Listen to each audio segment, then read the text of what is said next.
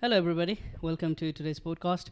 I'm here with my amazing friend Addie, and welcome Addie to our Hi. podcast. You're the first female guest in our podcast, Oh, really? so I don't know. Congratulations to us. How are you? I'm good. Thank you for the invite.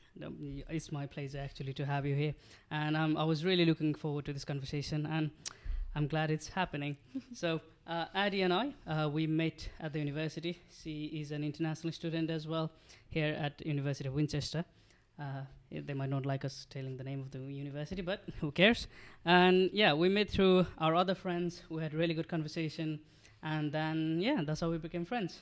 And she's a really good human being.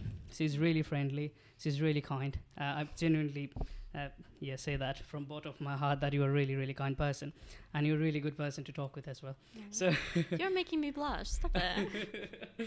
all right. To start the podcast, how did you find the university when you came here? When I chose Winchester, it was my fifth choice on the UCAS, so I wasn't planning on coming here at all. I was actually I had 4 universities that were my preferred choice, and I just needed one more to fill out the UCAS list. Oh, okay. And I was like, okay, so let's have a look at the list that does my course. I looked at it and I was like, oh, Winchester. That sounds kind of fancy, right? So I put it as my 5th choice and just thought nothing about it. And then I went to every single one of the online open days because I applied during COVID, so I couldn't come here. Yeah. And I've met my lecturers on that virtual open day. Yeah. And I spoke with them a little bit, and it felt like the best choice for me compared to every other university that I applied to. They were so nice. They were willing to answer any questions I had. They were really keen on making sure that I know what I'm getting myself into. I was like, okay, this feels like the place for me to go. And then I saw the pictures. They obviously showed me the pictures of West Downs, right? And I was like, great, this looks like such a nice place. What they don't show you on those pictures are the hills. And when I came here and I saw the hills, I was just like, oh, some false advertisement here, but well done. I've never been more fit in my life than walking those hills every single day. Yeah, but do you think that was a benefit? It keeps you active, doesn't it? It certainly does. It certainly does. If you wear a jacket when you start the hill, and by the time you're on top, it's really, really cold as well. You have to take it off, and it's either cold or hot. Like you can't have the temperature in between. Right. When I had that virtual open day thing with my lecturer, with the professor, so she was the head of the department for our course. And basically I asked her, am I making a wrong choice? Because I told her that I already had opportunities in other places. And she's like, oh, it's a small university. You get to interact with professors more, so it's good for you. So come to the small university. And I was like, okay then. And when I came here, I realized she only teaches you in 3rd year. Not the 1st and 2nd year. Oh. And then by the time we graduated, we completed our 1st year, she left the university. Cool. So the one person who I was really looking forward to be taught from, she left the uni before she could even do. I'm sorry about that. Yeah. But the hills, well, Kathmandu is way more hilly. Is it? Even though it's a valley, it's like we've got more hills inside the valley, like taller hills than the ones around the Winchester. Oh, So hill was not a problem, but yeah, certainly everything else was a bit of problem. Did you have a culture shock, or was it not a culture shock when you came here?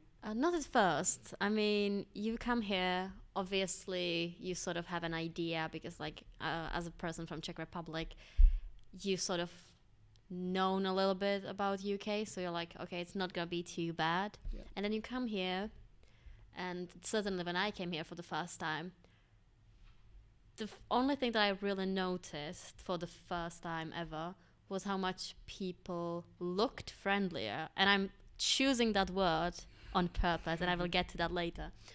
But people here smile more in general. Like you are passing someone on the street, and it's not uncommon for them to smile at you. Yeah. In my country, that would never happen. I'm sorry, you would smile at someone, that means you want to fight them. Oh, wow. Okay. We do not smile at people. Yeah. No. So that was a surprise. But then the longer I stayed here, and I don't know if you have similar experience, but as an international student, you kind of start to pick up on those small little things Yes. and small little, let's say, phrases Yeah. and you just kind of get to a point where you're like, oh, so you are not really happy to see me, are you? Yeah. And there was one more that I can think off the top of my head, and you can tell me if that's similar for you, because I'm really interested in that one. But people here, when you pass them, they're like, oh, hi, how are you? They do not expect you to be truthful when it comes to the answer of that question. Yeah, that is very true.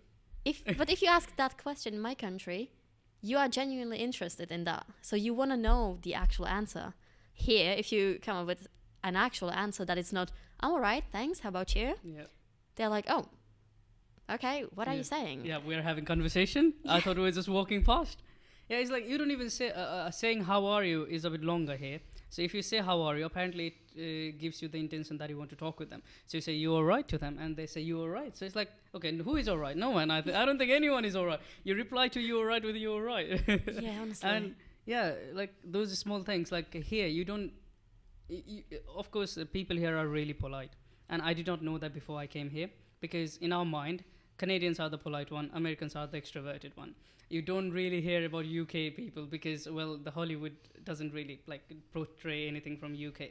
And if you watch Peaky Blinders, no one is polite in Peaky Blinders. Yeah, True that. So your experience of being of UK is very different, and UK is way more European than UK people. I think they realize, like, just the fact that you don't have too many tall buildings symbolizes that you belong to, like, you are in this part, like European part, then you're in the west coast or east coast or somewhere in the Middle East. And with the thing, like, so basically they will politely say you are unable to do something, or they think you are unable to do something, but it's so polite you think, oh, okay, thank you. Yeah, but honestly. they are kind of being like, I wouldn't say racist, but they are kind of making judgment on you, saying that, okay, you might not be able to do that because you don't look like you can do that. Yeah, and I've been really lucky with this, but I have a couple of friends, they've left England already because they've graduated, but some of them were like looking for jobs, because being a student, it's usually beneficial to have a part-time job, let's be real.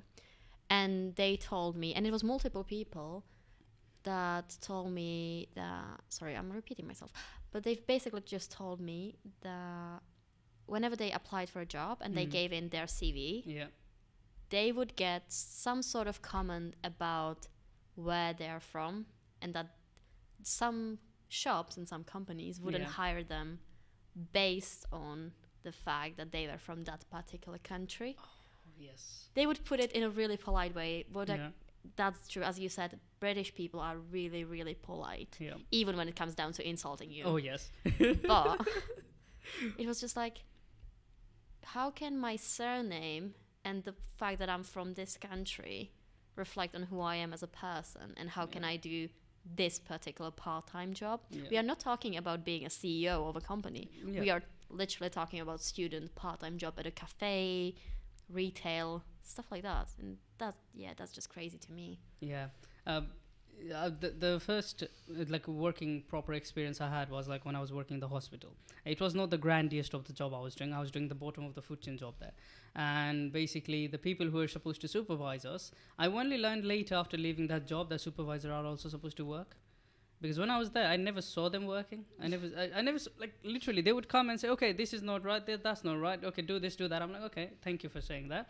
But they would also be like, oh, can you please go and work here as well and there as well? Oh, that person, and that person needs help. And most of the time, the person who needs help is the person who is from UK or from somewhere else. And like, you are working, doing your job, and you're helping someone because, like, and if you say, okay, I can't do this, they will look at you in a way that they will fire you, even though they can't fire you. Which is really weird experience that I had. And in that place, there were lots of people who complained against that supervisor, and the supervisor was never fired, even though there were evidence of that supervisor directly, attacking one person, like making them work, giving them more work than they are supposed to do. Like, even in the contract, it says like they can't do that much work, but the supervisor was making them do that much. And those people, because they don't want to complain, or because they don't they don't want to think about it, they'll say, you know what, I'll just get on with it, do it. And that the supervisor just feels like, oh, I can do it, I can get by doing it more. And supervisor still works in that place. I'm not going to name the place or the supervisor because, well, I wouldn't want them not to have a job because the supervisor is not very old, so I don't think the supervisor will be able to get pension and live a good life. So yeah, I'm thinking of best for them. And yeah, but it's through that experience you learn yes, there are good people and there are bad people. And it's same everywhere. Like in our country as well, we see that. Like there will be some people who will take advantage of you. Like they will flick a switch and they will start taking advantage of you, and you don't even realize you're being taken granted for. And it's same everywhere. But it is shocking how slowly it creeps on you in the UK. And the other culture shock that I had was like the amount of pubs we have in UK, and also the fact that there is a pub within the university. Oh, I see. Like in the building of the university, there is a place where you can go and get drunk. Yeah. I mean, that's not a culture shock for me because as a Czech person, we have pubs everywhere. But yeah, I can see that being a little bit strange. I was like, okay, so I can get drunk and go to the class? I technically can. You technically can, yeah. And I've seen people do it. And have I done it? Yes, I've done once. Like I went to the pub, had a few pints of beers, and I went to the classroom, and I was like, What a keen student. Yeah, I just wanted to feel how it feels, basically. Have and it felt. I had fun doing that. Did you? But yeah, I was about to ask you, like, were you surprised by that, like having the pub in the university? Not really. I was more surprised by having basically a nightclub. So the Vault. Oh yes.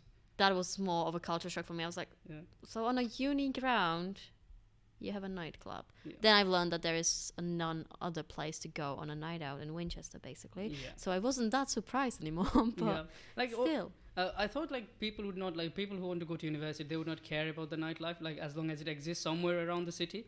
But apparently they do, because all my friends that I've talked with, if I ask them, okay, how many universities you had and what was the ranking, and the Winchester would be always at the bottom, and I said why, and there is no nightlife in university. I think were they from the UK? They are from UK. Yeah. I think that's the thing, because we as international students, and I'm making a huge generalization here, but most international students are really keen on their education, not necessarily on the fun that comes with being at the uni. Yeah. Because usually we come from different backgrounds, and our experience from universities that we've heard of are completely different than the UK ones and American one as well. Yeah.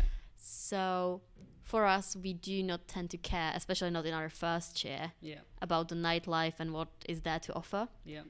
But that's different for the UK people. Yes, I realized that after I came here, because I didn't know, when I was when I was applying for it, I knew about the pizza cafe being there, the Cyber Italia and all that, but I did not know there would be a night. And the first time I went there was a few weeks ago. So in my final year, I finally went there. Before that, I had never been there, because Winchester is far from where I live, and if I go to a club and want to have a good time there, and then I want to go home, it takes a long bloody time, and I'm like, you know what, I might as well go somewhere in Southampton than go to university here.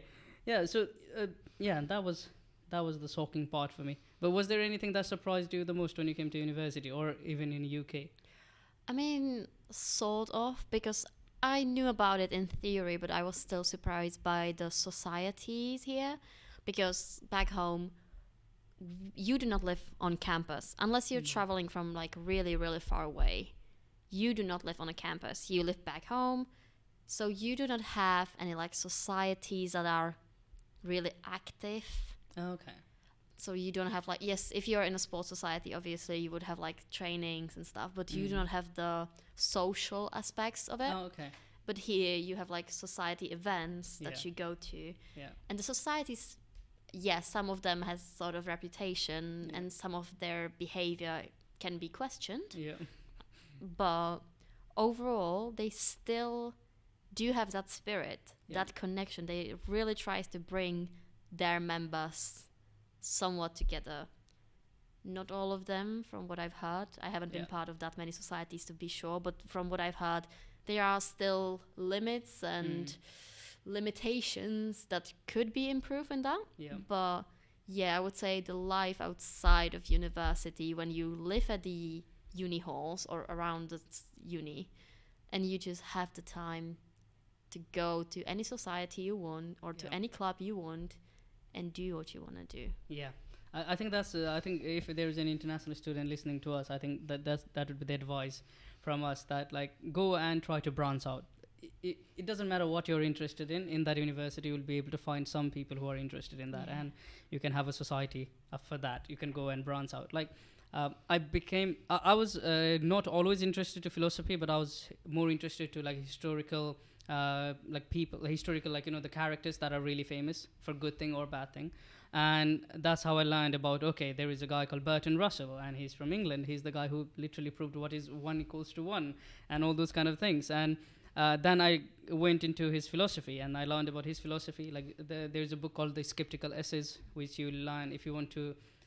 If you basically want to learn how to use your common sense and like think, oh, I do have common sense, that's a really good book to read. And then I joined the society for it was not for philosophy, but it was made by philosophy students, and I joined it, and that's how it basically pushed me to learn about philosophy. And I'm really glad I did that, even though the experience that I had in society was a bit mixed, because it was like, how would I put it, very I was the only international student in the society, and also even if there were other international students, the society was formed by a guy who was from Greece, but Alexandros, a really good guy, but I was the only student who was from basically our subcontinent, India or Nepal or that part of the world. So I was the only one in there. So everyone was like, okay, you guys all look different from me. But they never made me feel like I was different. But there were certain instances where I could clearly see like where our differences come from. Like when you're looking at a painting, and it's a really famous painting which has basically this kind of color, and in the canvas, and there is a white strip of like white in the middle, and apparently it's sold for like $20 million or something like that. And we were critiquing if the painting is good or bad, and I was like, okay, what makes painting good? If it is a visuals, then it's the horrible looking painting. If it is a money, then okay, it's a really nice painting. 20 million is a lot of money. But then we're looking at other paintings which had really good visuals, and I was like, okay, that painting, if I'm judging it objectively without knowing who painted it, it's really nice. But turns out it was painted by a very racist man in America, and that made the painting bad. And I was like, so I had the differences at the time. Okay, what are we judging the painting? What is the basis for it?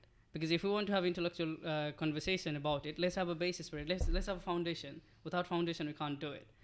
But then that made me realize, okay, in this world of philosophy, there are people who live and live by following one person's philosophy, and that is sufficient. It can be sufficient depending on who the philosopher is. Like Socrates, if you want to base your life upon Socrates, you can technically live your life by just that philosophy. It might not be the greatest of the life you live, but you can do that. But I realized that after that only, like after going to the society, talking with different people, and having different opinions and different views, and someone who can intellectually argue back, saying, okay, what you're saying is wrong, which doesn't really happen everywhere. No, definitely. But yeah. What other advices would you give for international students who want to come from anywhere else in the world to study in UK? Be brave. Don't be afraid. There will be times, and there will be a lot of times, when you will feel lonely. And that loneliness is inevitable, because you are coming from a different country. And even if the culture shocks are not huge, they are there. Yeah. So don't be afraid to reach out, because you will make friends. You will meet people who will inspire you, who will guide you.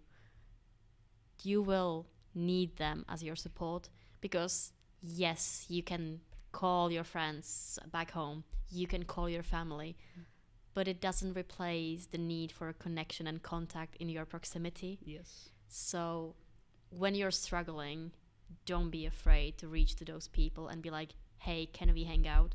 Because they will say yes. Yeah. They are your friends, and they will be here for you. So that would be the main one for me, at least from my experience. I think that's like one of the best advice you can give them, actually, because at the end of the day, everyone thinks, oh, I'm going to a different country, it's a different culture, it will be difficult for me to make friends. But they're waiting for you to say hi to them, and they will reply hi back to you. They're literally waiting for that, because they also think, oh, I don't want to make that person feel uncomfortable, because that's the British thing. You do the best that you can do to make someone comfortable in around you. Well, I mean, some people don't do that, but that's the whole idea. And yeah, so that, and also just realize the fact that UK is a bit expensive. Yeah, honestly, it's a really expensive country. Yeah. I would highly recommend to get a part-time job if you can. Yeah. That's a good one for sure. And you also get to learn a lot of things by doing the part-time job. Oh yeah. That really helps you. Basically, learn about the British culture, learn about basically the way how things are done here, and also learn like mannerism, like professional mannerism. I don't think you get to learn that by reading books or like watching videos or documentaries. I think you get to learn that after working. And there are things you can say, there are things you can't say, and there is reason behind that. Whether you agree with the reason or not, that's not the case. You have to follow the things that you're supposed to follow, and I think it's the best way to learn that is by working. To get away from this topic, let's focus into the main topic, the highlight of the podcast today. Your degree. Yes, of course. What do you study? So I studied applied sports psychology. I'm in my master's right now. So I did my undergrad in sport and exercise psychology. And I sort of want to make it to be an applied sports psychologist. Nice. Do you enjoy it? I do. Don't get me wrong, it's hard and challenging in many, many ways. But I do enjoy it, and I'm not regretting it. The only bit that I'm regretting is no one really prepared me for how long this journey will be. And even though I love it, and it's something I really, really want to do for many personal reasons, it's just a really long journey. So if you're ever thinking about doing psychology or sports psychology or any sort of psychology, be prepared that it's going to take time and money. Yeah. And it won't be easy, and it won't always be pretty. But if you stay on track, keep pushing, you will be able to do it. And hopefully I will get there at some point. I believe you will. You're a very hardworking person. I think I think everyone who at the end of this podcast, when they hear you talk about all the things, I think they would also agree with this.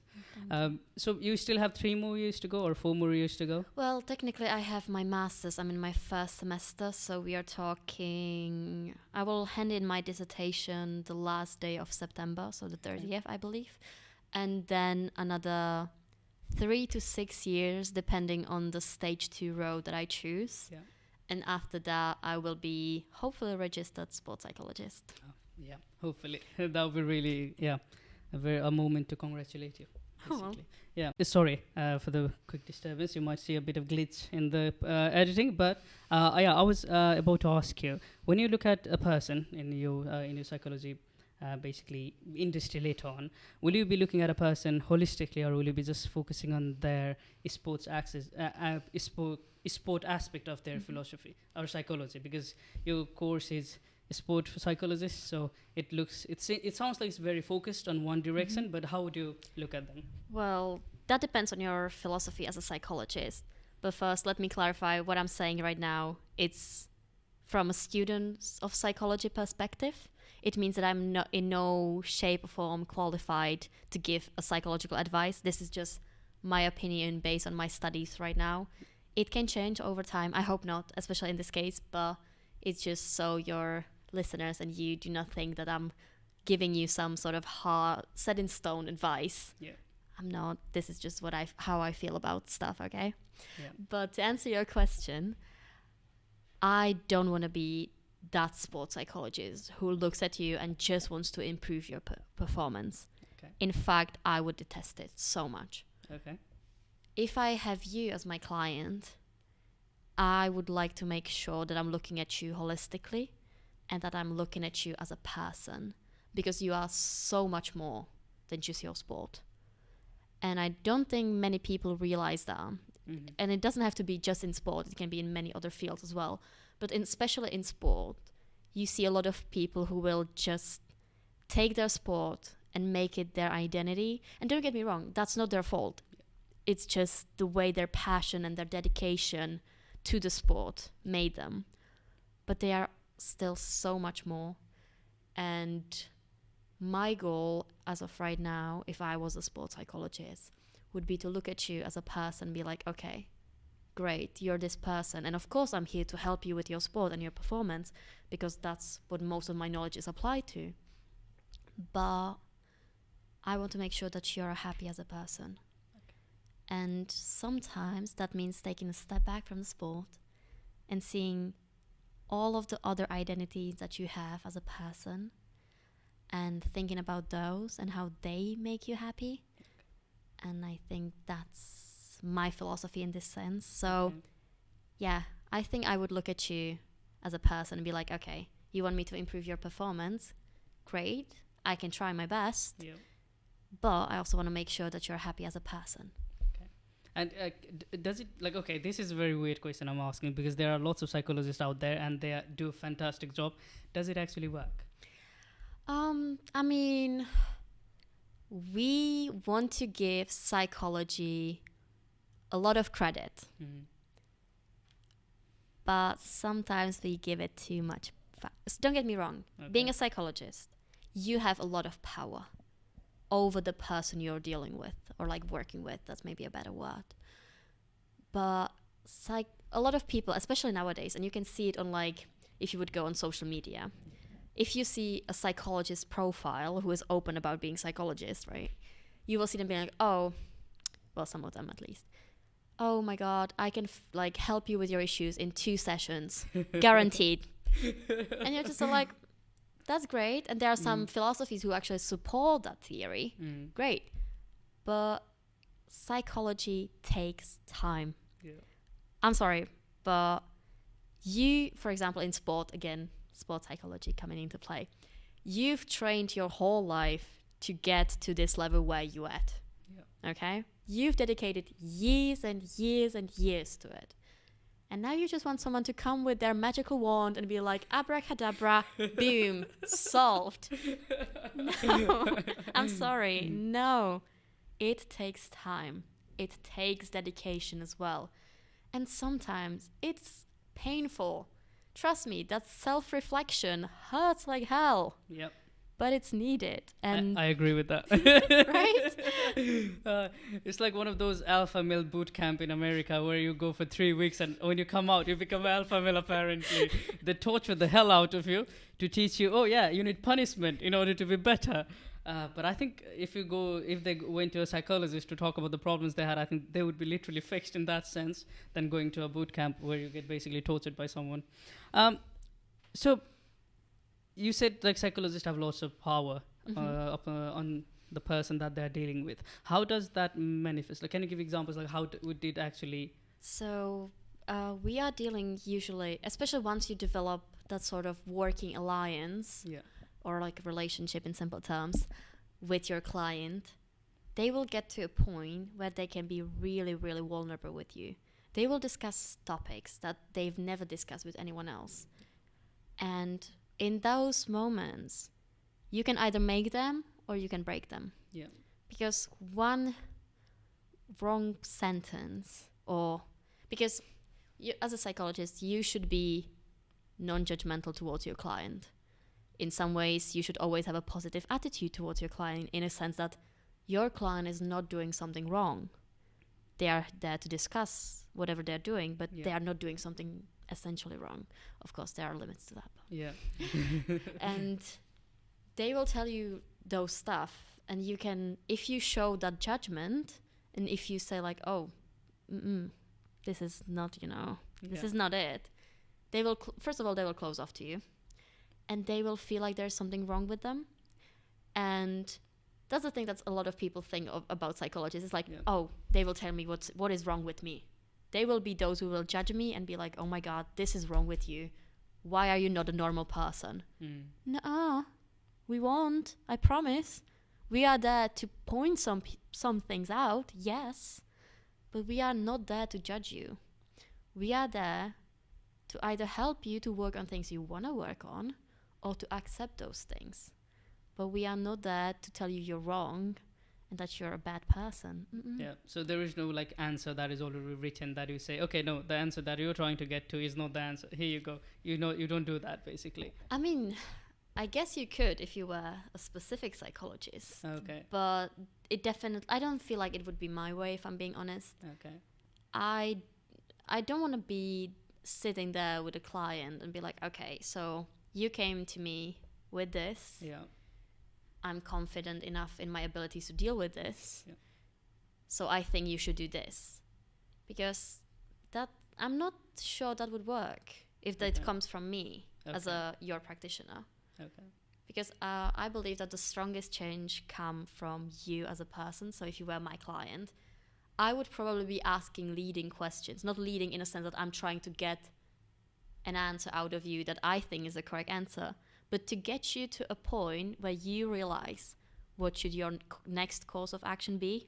Because I feel like if it comes from you, it's way more powerful and you are way more likely to stick with that than if I told you, oh, you know, if you would practice journaling for 3 times a week, your self-esteem would improve. Yeah. Sorry, I'm getting paranoid by the door. There are a few people who do say that writing down things down, like daily journaling, and also like conversing with the friends and families that are nearest to them, kind of helps them like get rid of some of the problems that they might be having. But like there are also there were a few friends in my friend group as well, and even I had this idea. Before I learned about like psychology, and before I learned about all the other stuff, like I'm not really vocational or intellectual on these kind of topics, but I did learn like what works and what doesn't work. And one of the idea that I had previously was, I can like if you have any problem, just come and talk with me. I'll be here, I'll listen to you, and it will help you figure it out.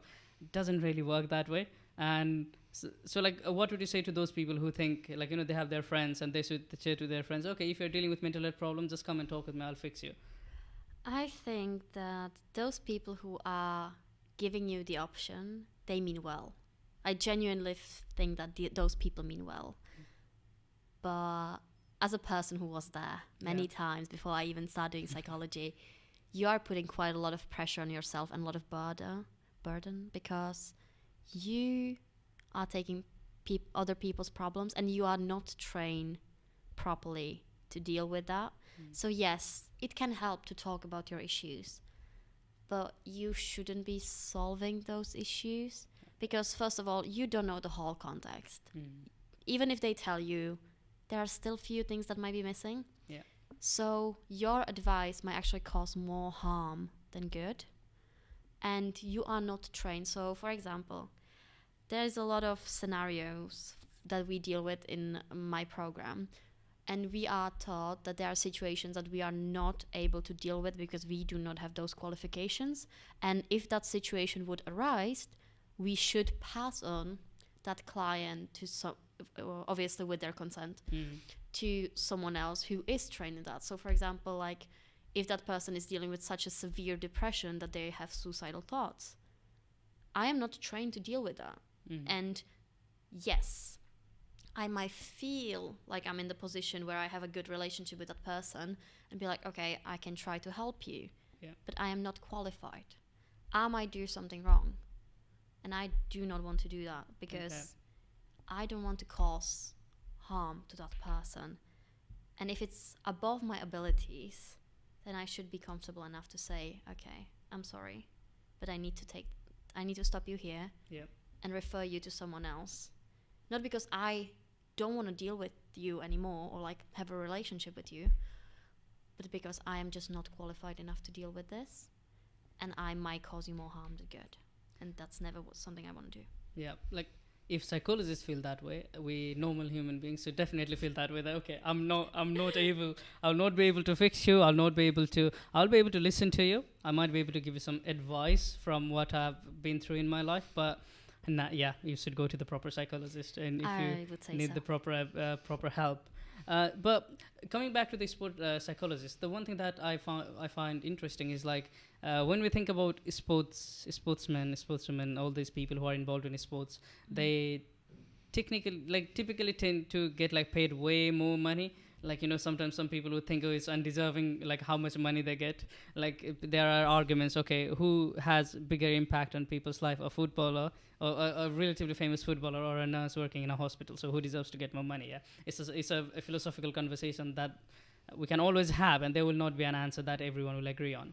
But So rich people also have problem, and also people who are in sports, because we look at them as like the epitome of being like, really motivated, really inspired, and like they have the go-getter, like, they have that mentality, and they are not scared of anything, but they do have problems. Oh yeah, 100%. I think there are many examples of that you can just look up online of famous people getting there. And I think it's because, as you said, we look at them and we idolize them quite a lot, and sometimes we tend to forget that they are humans too. Yeah. Because as a normal, regular person who is not a famous athlete who can run a triathlon, for example, or like do a triathlon, you have your own struggles that you're going through. What makes you think that they are not going through that? Yes, there are cameras on them, which in some cases make it even worse. We actually had a lecture on this recently. I think it was Andy Murray's video. Oh, okay. Do you know his case by any chance? No. So he was, I think it was a conference from Australian Open right before he retired. He was coming back from a really, really severe injury and operations where they were trying, or like a surgery, where they were trying to fix either his hip or knee. I'm quite not sure, don't quote me on that. But he came back. He was in severe pain the whole match, and he lost. And he came to this press conference. He broke down many times during that conference. And he was basically, you can see the moment he realized that this is the end of his professional career. And it was streamed live with journalists asking him really tough questions and really, really upsetting questions in general. And yes, you are like, I get it from their point of view. They're just doing their job and they are asking what the public wants to know, because they're like, oh, so how is your injury? And he was just sitting there like, you know what? Everyone has been asking me this question for a whole year. There is nothing else I talk about right now than this. And it's not going well.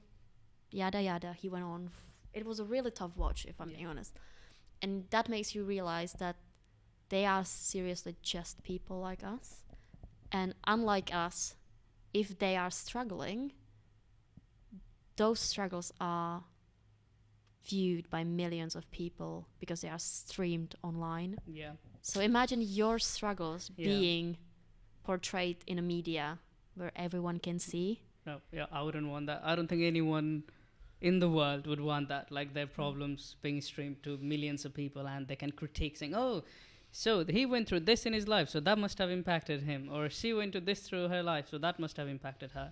Oh yeah, shit. And we human beings, we are so bad at judging other people. Yeah. Like I think we still have that tribal instinct while judging someone. Like if we see their hands like this behind, oh, that means they are ready to attack. And if their hands are in front of them with nothing in their hands, they are not ready to attack. I think we have that kind of like the animal instinct while judging a person, because we literally infer each and every information that we get by looking at them, by their appearance. It doesn't matter how they are feeling inside. It doesn't matter what they want to say. It doesn't matter what was their message. And we are ruthless human beings. And if you want to see the example of it, just go to open any Instagram post, any Facebook post, and go through the comment section. Honestly. Like even if it's a person helping a old woman cross the road, no. There will be some people, oh, he did it for the camera. Like, even if the person doesn't know there is a camera, there's so many negativity around them. So are psychologists biased by any chance? I think they can be, yeah. I want to give you a scenario. So imagine you become a Ferrari Formula One sports psychologist, right? And there is Charles Leclerc who's having problems. Right. The problems stems from his relationship with his girlfriend. I hope it will not happen. I'm not hoping anything bad to him. Yeah, and I'm a fan of Charles Leclerc. But I know you are also a fan of Charles Leclerc. So and he comes to you. Will you be able to basically do the sports psychologist thing that you do without any biases? I mean, that's a good question. I would try my best. Obviously, I'm not in that situation, so I don't know. But that's one of the moments where I would be tempted to say, all right, this might not be something I'm qualified to deal with. On the other hand, it's not like I want to date Charles Leclerc. Okay. So just making that clear. Yeah, just making that clear. Charles, if you're watching, sorry about that, but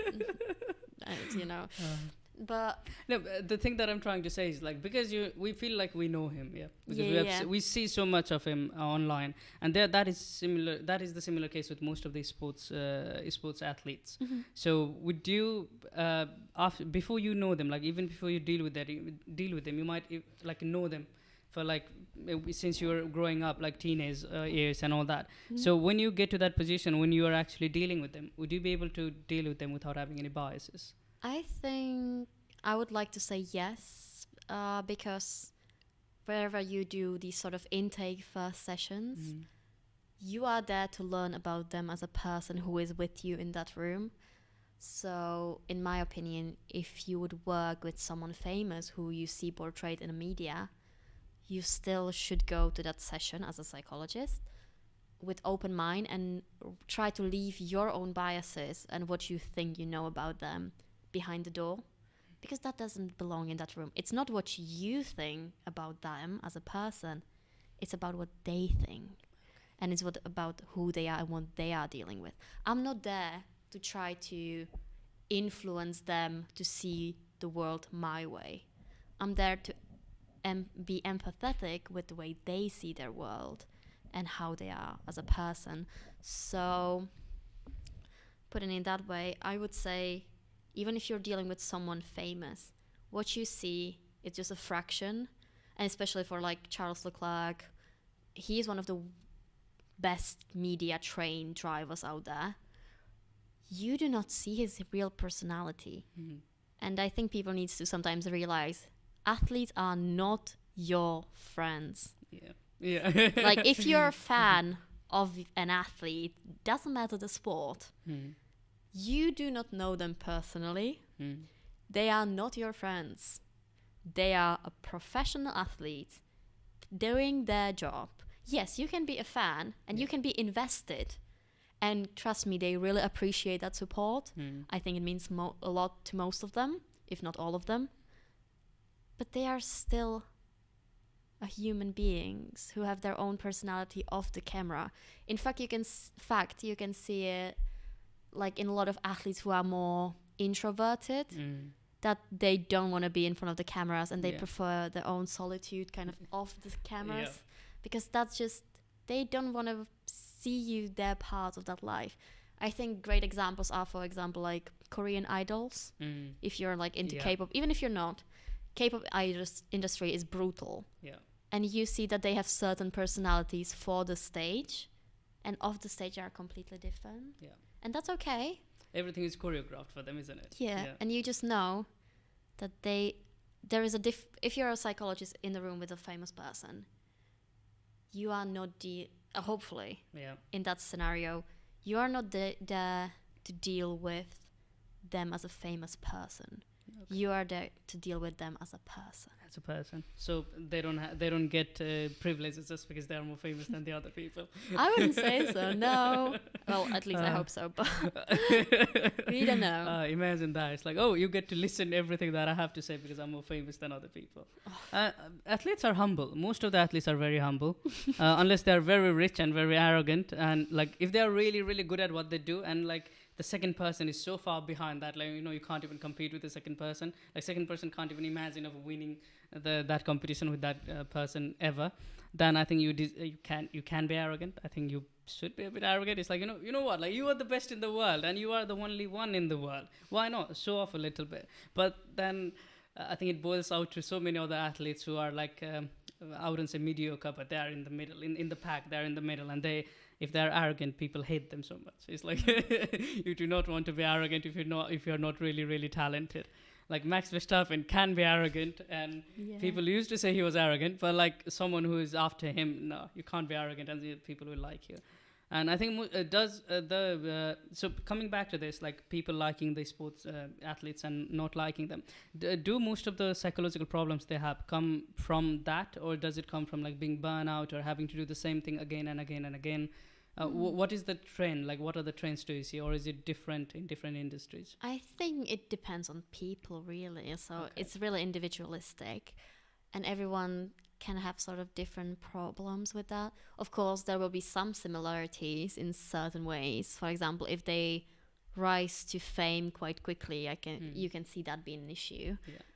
But yeah, I don't think you can make a generalization there. I think you need to look at them as a person and be like, okay, so you're coming from this background with this sort of thing. How can I help you with that? Yeah. So even if their problems comes through different things that might be affecting them, at the end, what you're looking at or looking in is a person, not like where the problem is originating from. I mean, you're still trying to find. I don't like to call it a problem necessarily. That's okay. That's okay. That's just my personal view right now. It's that I know it's affecting them negatively. Yeah. And that's something I want to work on so it doesn't. But saying it's a problem, it can make you feel like there's, again, something wrong with you. Yeah. And I don't feel like, for example, having an anxiety before a performance means that there's something wrong with you. Okay. It just means that you're a human being and you need to improve your coping skills with that. Or not, if you're comfortable with the level of anxiety that is giving you. So I think it always comes down to you as a person, as an individual. Yeah. That's nice to hear. That's nice to hear. And I think there are lots of, these days, especially with the technology and also because of the COVID, and many people who had to go to their high school in the COVID time, when they go to universities, I think they feel culture shock. I genuinely feel, even if they are in the same country, I think they would feel it. And what I'm trying to ask you here is, what do you think is basically people who went to the COVID time, where they have to be locked inside a house, where they couldn't engage with other people, talk with other people, and suddenly they were okay, now you're free, you can go and talk with all these people. For 3 years you're locked in, now you're free, go do whatever you want to do. And they'll go out and they kind of seem to struggle. Yeah, I actually can see that. Yeah. Yeah, I mean, there's not much research out there right now on this. Obviously, it wasn't that long ago. I mean, not that the lockdown for 3 years was long. Yeah. But those people were basically, human beings are social beings. And suddenly we are all locked inside our own homes. I don't know, I think you were allowed only for half an hour a day outside in the UK. Okay. Which is not really much time. And you weren't able to socialize with anyone anyhow. Yeah. Unless you were breaking the law. Yeah, or you're very rich and having party in Westminster. We will not talk about that. Yeah. And of course, I think it has an effect on people. Those people were relying on social media for contact. And now you can see that some people actually do struggle because they got sort of used to their safe space. Because if they were inside their own house, that was their safe space. They knew that nothing bad can happen to them in their safe space. And now you're forcing them to an unknown environment, dealing with people they have never met, who can be potentially dangerous to them, in their opinion. Yeah. And you want them to talk face to face when they couldn't talk face to face for 3 years. I'm not sure they can handle it that well. I think they are getting better. Yeah. I think it's slowly, wearing down. But it definitely, don't get me wrong, I think that obviously not how many people we've lost to COVID and stuff, but it had its benefits. The lockdowns, when we learned how to properly use our technology devices, was actually beneficial. Yeah. But for human contact and for human communication, it wasn't great. Yeah. And I think we will see the effects long term as we go on. Do you think it will affect the way they can open up, even if they go in front of psychologists or anywhere, basically? It will affect the way they can talk, they can share their experiences. They might feel I can't, many people these days can't look into your eyes and talk while talking. Even I struggle, and there are lots of reasons why it happens, but especially if your communication has been blocked with a human being, face to face, there is a veil in front of you. And basically you can if you feel uncomfortable, you can just switch the camera in another direction and you can be comfortable. But in real life it doesn't happen. You are in there, they will see you. And do you think people will feel that way, they will be nervous while going to psychologist as well? Because what it feels like is we all know that psychologists, they have NDA, isn't it? They cannot, whatever you share with them, they cannot say it to anyone. Yes. Even if you confess you have done a crime, you can't. They don't say to other. No. Okay. That doesn't work. We are not bounded by those Okay. So if we yes, we do hold confidentiality and NDA. Yeah. So whatever we discuss stays between me and the client, for example. But if I have a feeling that there might be potential harm to that person or any other person, I have to take it to someone else. So it's not like completely, everything is sealed. No. Nothing goes We out are of the not room. doctors and we are not priests. Okay. We have to do those things. Obviously, there are some gray lines that you can even read about. So, for example, I'm not saying I know anyone, by the way. I'm just saying I've read something about that. But there was someone, like a client who came to a psychologist and they were like, oh, I actually, had a little bit of weed here and there. And then there is sort of like a gray line because he is not, and they were like, oh, I felt like it was a gray area for me because that person wasn't harming anyone and it actually helped him. So was I supposed to take it to the police and be like, oh, he's doing drugs, or keep it to myself? Yeah. So they're obviously not like a murder, but there can be gray areas depending on where you stand as a person and where your morals are, I feel like. But no, we are not bound to these things. Okay. But yeah, so because of that, I think it gives people courage. Okay, unless you're doing crime or something, you're not going and telling to the psychologist that you have done a crime or something. Yep. But you do feel open that when you go and share things with them, like what you've been through in your childhood maybe, or when you're growing up, or when you're an adult, or what you're going through right now, like drug addiction, alcohol addiction, or all those other kind of addictions that we have. I think people find it easier to talk about that when they go to a psychologist, because they know the psychologist will not go and tell their parents or tell their family, basically. But careful with the parents again when you're dealing with the children. That's different. Okay. But obviously, if you're an adult 18 plus, that doesn't happen. Yeah. But still, because of that, people feel comfortable while going and talking with psychologists. Do you find they feel comfortable talking with psychologists, or is it always forced, or is it always? I mean, it helps for sure. And my job is to make you comfortable enough to open up to me. Okay. But I don't think people find it easy, especially if you're like never met that psychologist before and you come to the first session and you are there. And I feel like there's still a lot of prejudice towards psychologists. I've discussed before with you that they might feel like we are judging them, and that we are thinking, oh my God, they see this. I feel like people sometimes have the idea that we have like the dictionary of all the mental illnesses and diseases in our head, and we are just going like, so which category is it today? No, we don't. Okay. And I get how people can be hesitant to open up, especially because some of these things that people went through, and it can be, because it doesn't have to be like severe scenario or situation that you've been through, but it was severe for you. Okay. And that can be really challenging to share. Okay. And you are sharing that with another human being, and you've never done that before in your life, and that can be really, really challenging. So we actually, as a practitioners, should be able to express our empathy and our gratitude towards you as a client for being able to share that with us, because we do realize how hard it is for you, and we are seriously there just to help you. Okay. And it's not in our some session can be hard, but even if you would start crying in that session, that's okay. It's our safe space, and we are trying to create that safe space for you to be in, and to know that no matter what happens, we are in that moment, we are there for you. And obviously, as you said, we cannot go outside and be like, oh, by the way, I just had this person in my office crying. What do you think about that? You as a client can take what was said in that session and tell it to anyone you want, because that's on you. But I am never allowed to go out and discuss that. Yes, if I would need to discuss something with someone, I would get your consent first.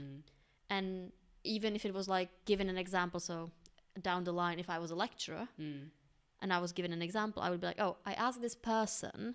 I would never give the name and never their concrete organization, situation. Sometimes you wouldn't even give the sport away. So they would remain anonymous. But you would be like, so this person I was working with, they've actually went through something similar. And you still, even if you're done working with them, you keep that confidentiality. Because it's not your job to be giving those vulnerable moments away to other people. That's not a safe space, is it? Yeah. You don't create a safe space that way. Okay. There's one thing that I want to ask you. I don't know how to ask it properly. So we all go through bad situation in our life. Some people more than the other people. And when some people go through, like, let's say you grew up with one parent, you lost your one parent early when you were growing up, and you think you have lots of anxiety and problems because of that, because the both of your parents were not around you. There was one parent and he or she had to work really, really hard to provide for the family. They were not there. And then you look at a person who did not have both of the parents, and they went through even worse situation than you, but you feel like, oh, they have been through a worse situation than me, so I can't complain about the situation I have. And you will grow up with all the problems that, like, not necessarily problems, but all the things that you missed out and that you feel like you missed out because of that, and it kind of impacts your life later on as well. But when you look at the person who lost both of the parents, you say, okay, my problems are lesser than their problems, so they can complain more, but I can't. And that person who lost the one parent and went through a lot of problems, will think that, okay, if I say this thing impacted my life really horribly, and if I'm not being able to do something now, let's say I can't socialize with other people, because growing up I couldn't socialize. Like, I was lonely. I was with my mum or with my dad all the time. I did not go and see other people because we didn't have time, we didn't have enough resources and all that. So I can't complain about this, I can't socialize, but I'm not going to say this is the reason why I can't socialize, or I'm not going to say that, or I'm not going to go and ask for help, because then people will think that, oh, look, there is another guy or another girl in similar situation having been in a worse problem than you. Why are you coming and complaining to me? So people who think that, who are in that kind of situation, and they might not be able to go and talk with the psychologist or even go and ask for help. What would you say to them? I think it's the comparison thing, and it's really hard, and I think it's for everyone, really.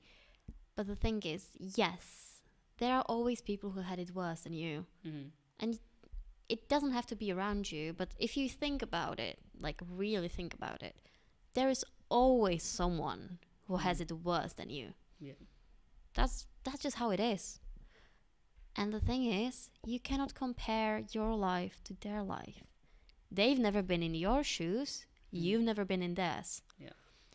So yes, compared to some, your problems or struggles or experiences even might be different and might be either less challenging, or you can think they are less challenging, but they impacted you, and there are issues or troubles for you.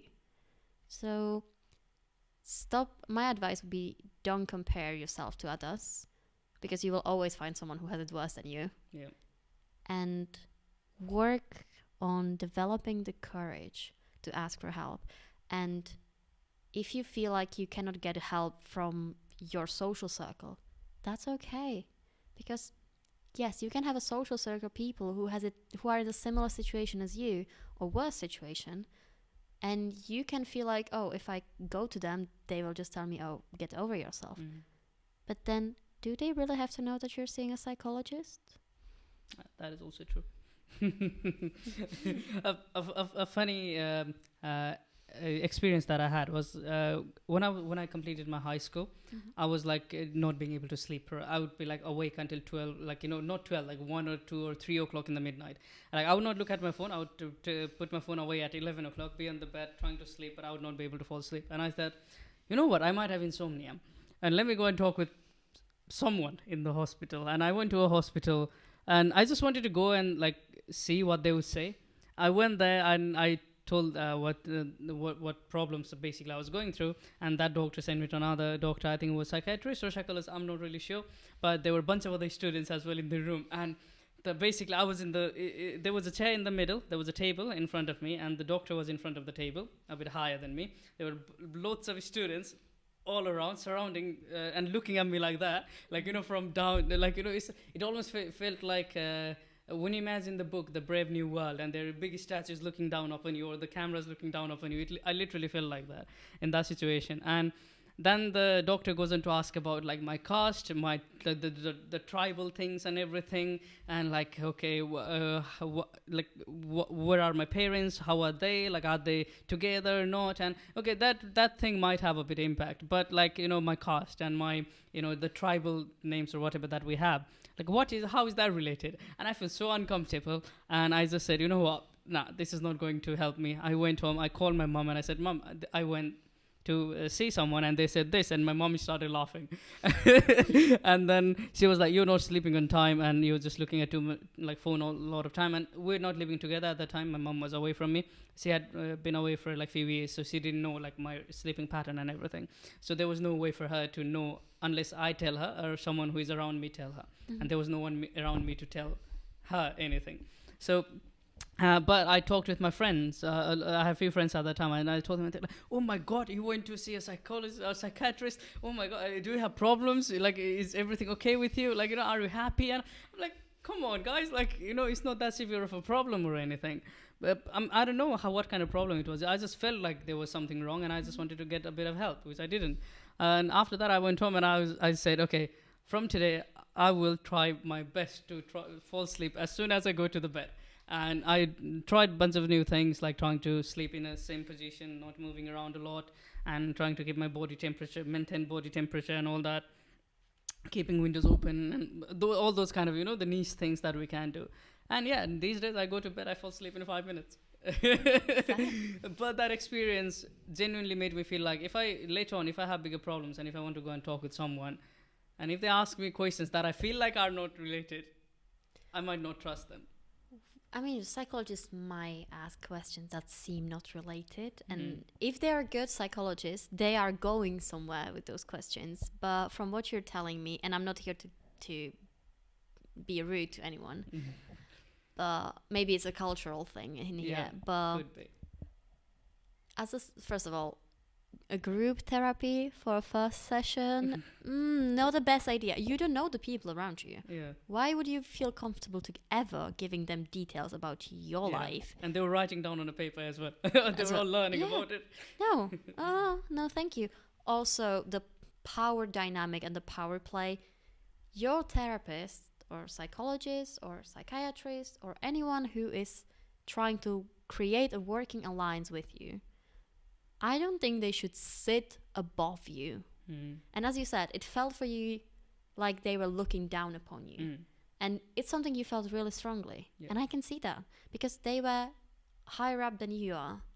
But that's not something that's just establishing their dominance over you. Again, comes down to psychologists have a power. But a good psychologist shouldn't do that, in my opinion. Yeah. We are there to guide you. We are there to help, not to assert dominance over you, and essentially not to give a free show to our students about your problems. If you would agree to that beforehand and be like, yes, I'm fine. So for example, we were doing for one of our assignments, it's a role play, and I volunteered to do like a demo session with my lecturer, and he was like, are you okay that all of these people will be watching, making notes, and some of them will even film it? I was like, yeah, I know what I'm doing, and I'm fine with that. This is a demo session. I know what I'm getting myself into, and I'm giving my consent, an informed consent, about what's going to happen. It wasn't like I just went somewhere, and they were like, oh, so could you tell me what's wrong with you, please? Okay.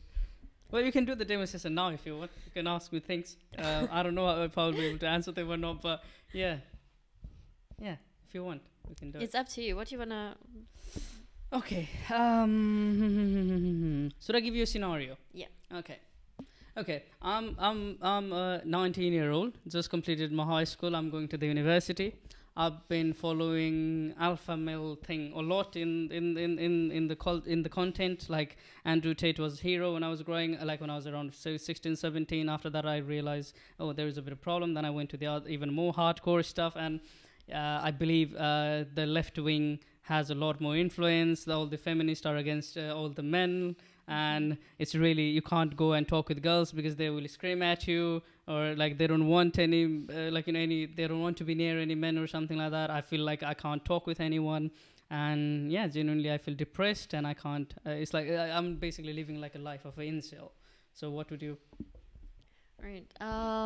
First thing I would do, and again, it's coming from a student, not a qualified psychologist. I'm sure there will be way more qualified people for this.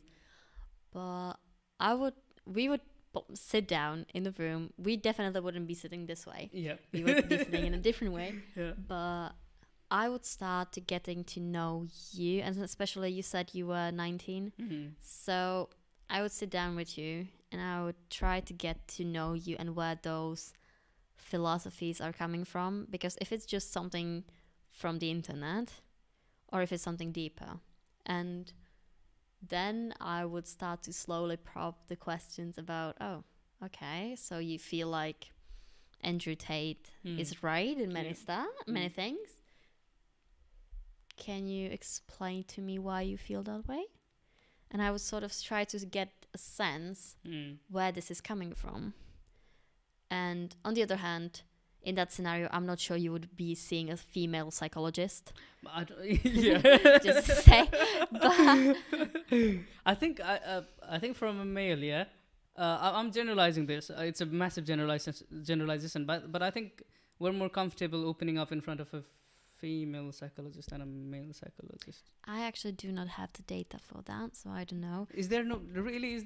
I think there might be data. There might be data, just and don't have them. I might be massively wrong here, but from my experience, what I find is like I found the kind of so okay in the all the male dynamic that I've had, like all the the older males, from parents to everyone in life, like my brothers and cousins and all that, the kind of relationship we have had, we have never talked about anything related to life. We have always talked about things related to career.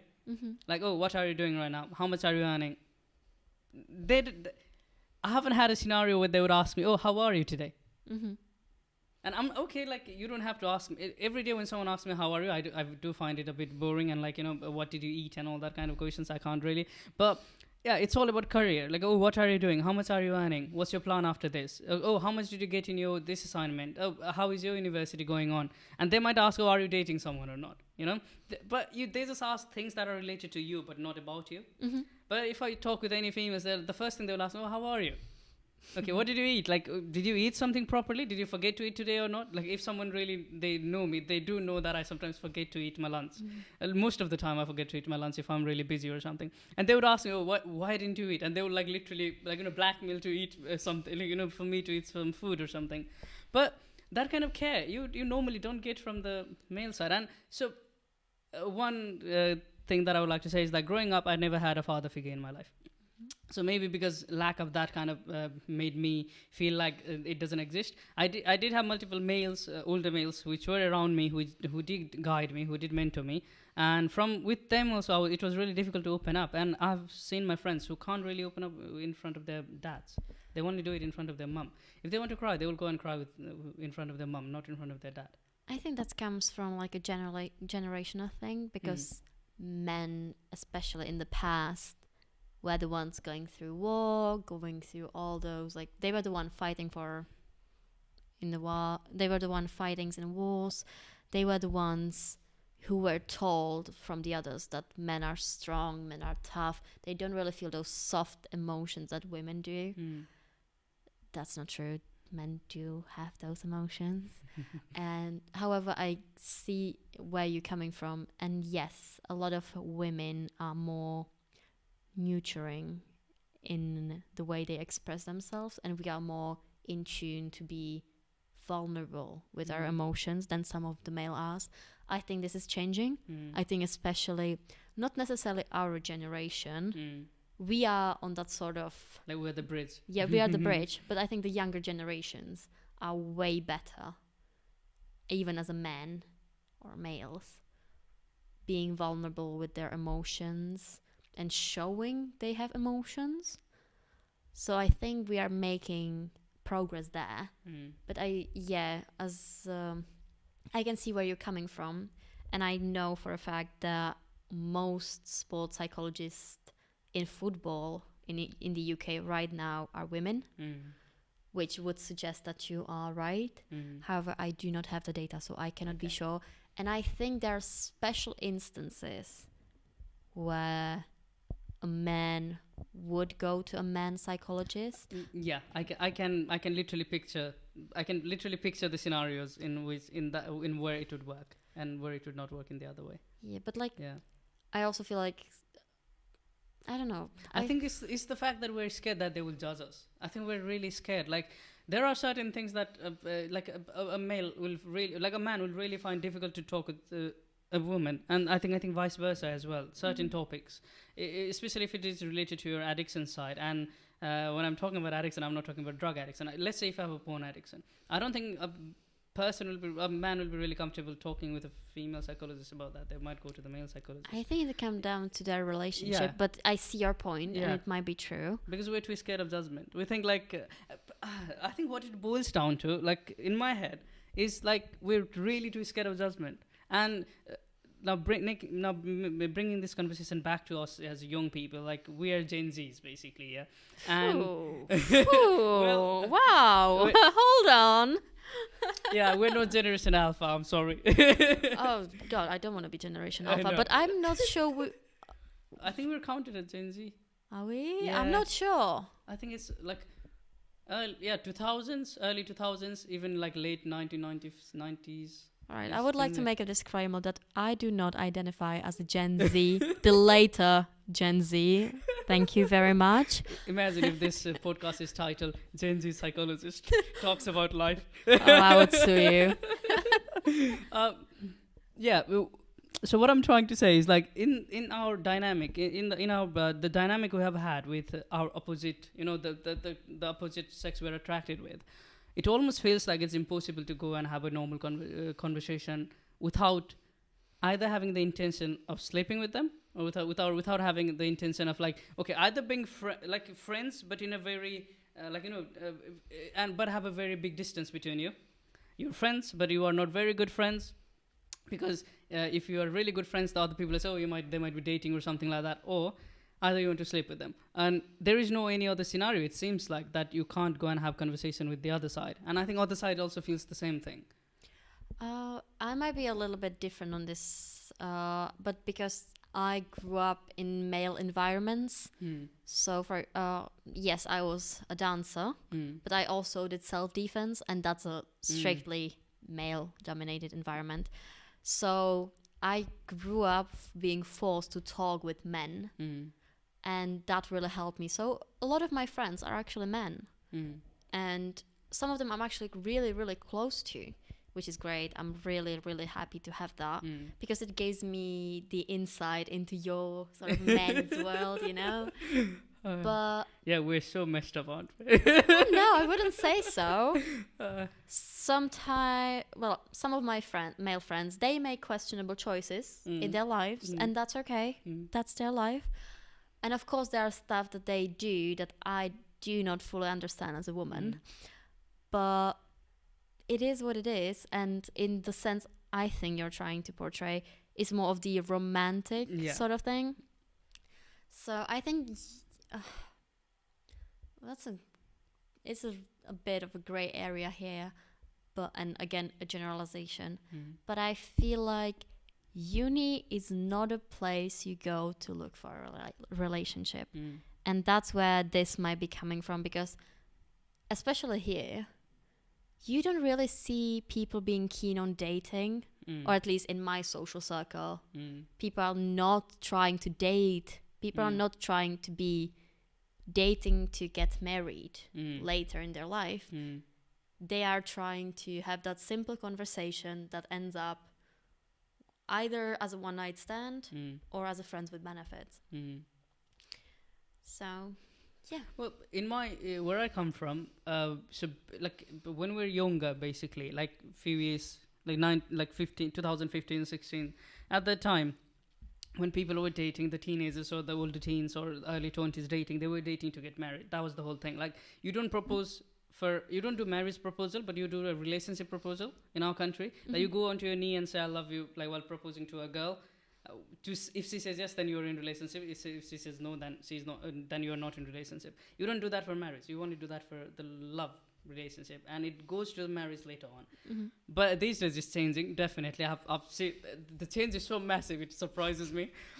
So it's everywhere. It's not like But it was not the cultural stuff that really surprised me when I came here, or like anywhere basically when I'm hearing stories. It just feels like the lot of friends that I have friends in both sides, male and females, and when I talk with them, the females friends, they're like, our male friends, what they think is like, they have too much expectation and we can't stand on that expectation.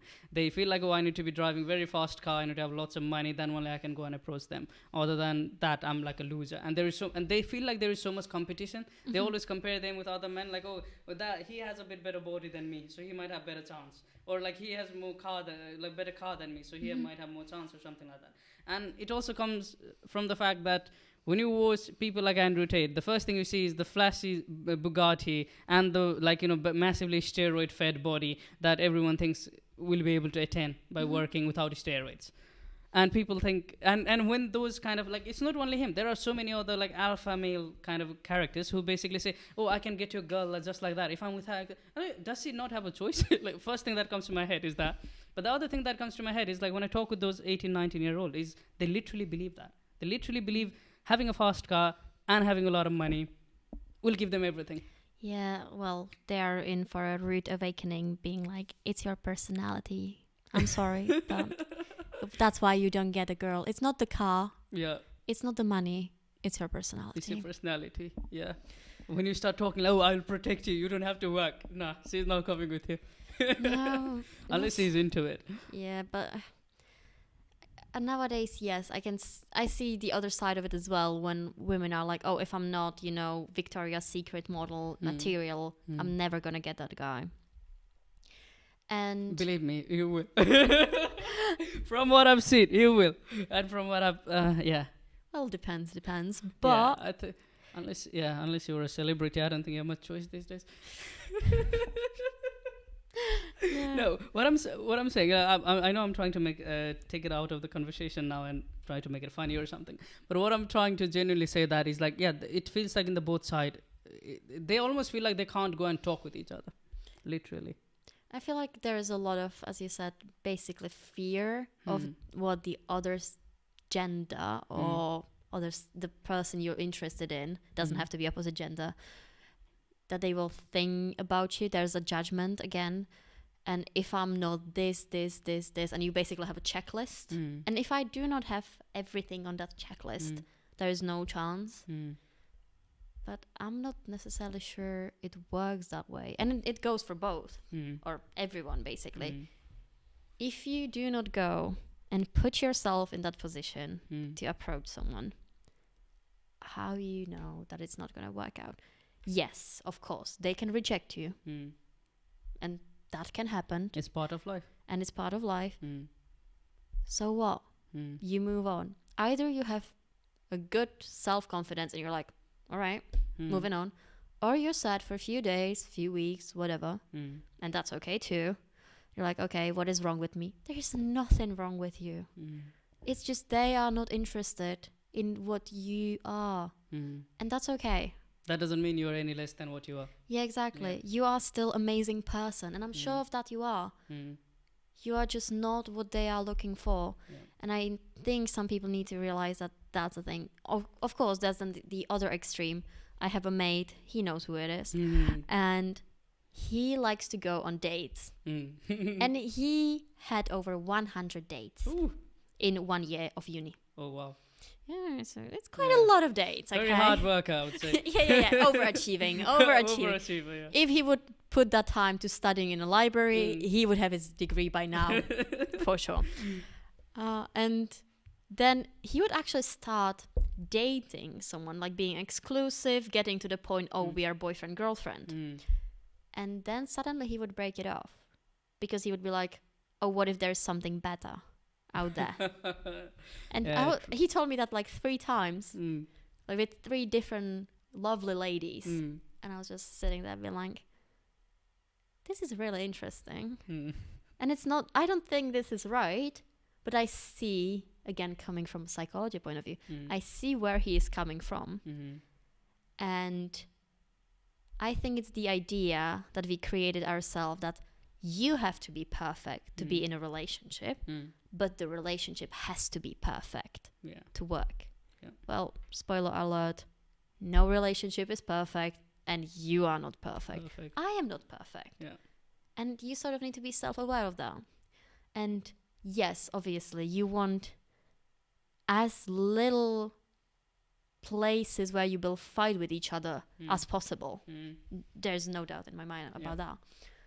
But it's okay if you and your partner do not agree on everything Yeah. 100%. Yeah. If you do, and it's that, if that's your dynamic, interesting. I want to see it work.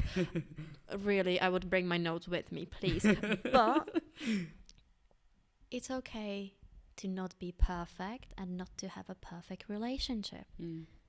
Relationship is a journey. Yeah. And so is you either growing up or doing something new. And those journeys are just not perfect. They are process. So be fine with the process. I'm not saying be with someone Mm. who you hate Oh, and yeah. who you argue about everything in your life. That's not what I'm saying at all. What I'm saying is it's okay to not be 100% Yeah. perfect. It's okay to not like watching anime with your partner if you don't like watching anime. You Yeah. can watch. You can go and watch a musical. Honestly, I actually have a friend, right? And her boyfriend loves anime. Mm. She doesn't. Mm. But she will still sit with him when he's Mm. watching anime. She's not interested in it whatsoever. Mm. But it's the act of being with Yes. him. Yeah.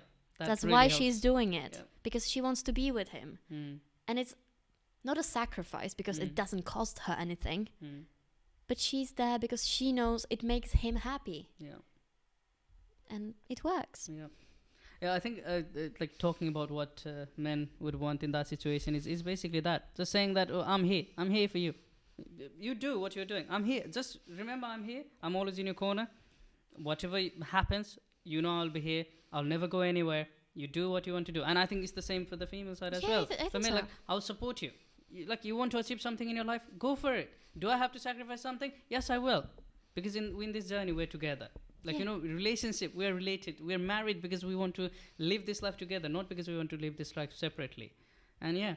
And also to talk about rejection, when some of our friends, and even I went through rejection, what I would say to myself is like, okay, if I don't get rejected, my life might be a bit better than what it is now. But if I do get rejected, it will be same as it is now. And this life is not worse. I'm living like generally a good life. So rejection is not going to make my life worse than what it is. So why am I scared of it? Mm. Nothing is going to change. If it doesn't work, it's not going to change anything on me. If it works, it might be better.